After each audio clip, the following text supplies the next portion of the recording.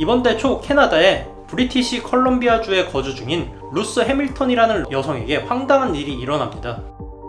우주에서 날아온 운석이 잘 자고 있던 이 여성의 뚝배기로 떨어지는 황당한 일이 있었는데요.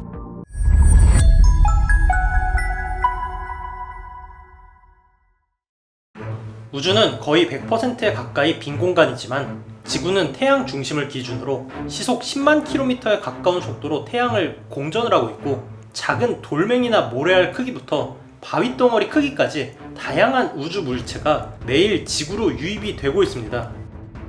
이 중에서도 작은 돌멩이보다 작은 물체들은 지구 대기에서 다 타버려서 미세먼지의 형태로 대기에 유입이 되게 되지만, 소형차 정도 수준의 물체라면 구성 성분에 따라서 지구 대기를 지나서도 매우 위험한 크기로 땅바닥에 떨어지게 됩니다.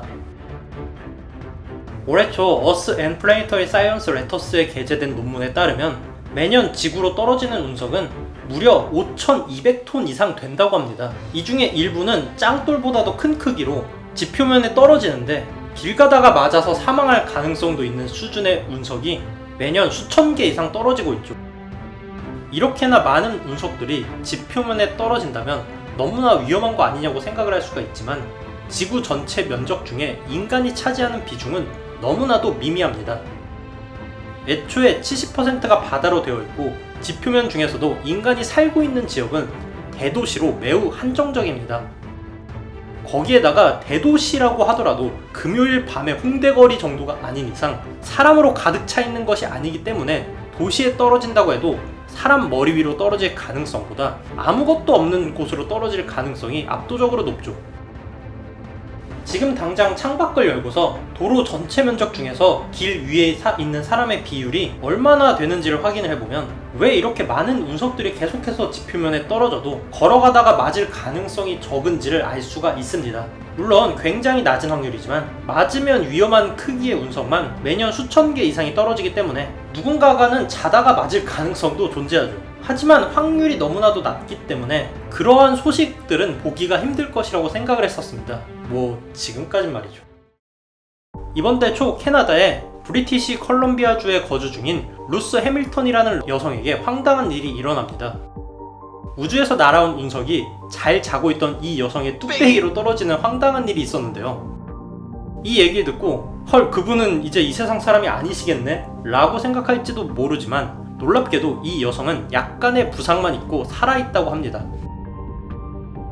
이번 달 10월 8일에 루스 해밀턴은 여느 날과 같이 잠에 들었는데요. 잠에 들 때까지만 해도 어느 날과는 다를 거 없는 평범한 하루였지만 갑자기 이 여성에게 황당한 일이 일어납니다. 자다가 갑자기 천장이 머리 위로 무너져 내린 것인데요. 무너진 천장의 파편들이 이 여성 주변으로 떨어졌고, 이 여성의 바로 옆에 있던 베개에서는 1.3kg 정도가 되는 작은 돌멩이가 놓여져 있었다고 합니다.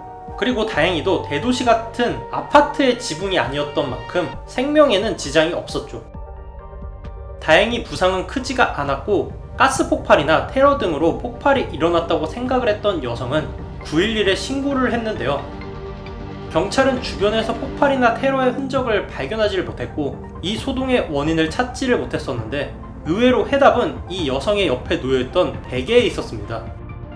놀랍게도 베개 위에 떨어져 있던 1.3kg의 돌멩이가 우주에서 날아온 운석이었던 것이죠. 이 사건은 황당하게도 우주에서 날아온 운석이 지붕을 뚫고 머리 옆에 떨어진 사건이었습니다.